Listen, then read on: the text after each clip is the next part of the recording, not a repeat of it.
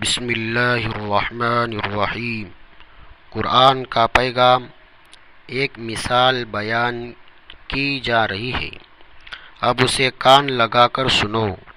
تم لوگ اللہ کو چھوڑ کر جن کو دعا کے لیے پکارتے ہو وہ ایک مکھی بھی پیدا نہیں کر سکتے، چاہے اس کام کے لیے سب کے سب اکٹھے ہو جائے، اور اگر مکھی ان سے کوئی چیز چھین لے کر جائے تو وہ اسے چھڑا بھی نہیں سکتے۔ ایسا دعا مانگنے والا بھی کمزور اور جس سے دعا مانگی جا رہی ہے وہ بھی کمزور اور بے بس ہے۔ اللہ تعالیٰ فرماتے ہیں، اے ایمان والو، رکوع کرو، سجدہ کرو اور اپنے پروردگار کی بندگی کرو اور بھلائی کے کام کرو تاکہ تمہیں کامیابی حاصل ہو۔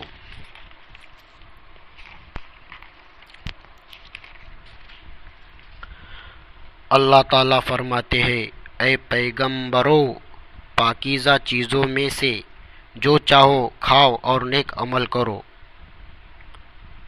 یقین رکھو کہ جو کچھ تم کرتے ہو مجھے اس کا پورا علم ہے۔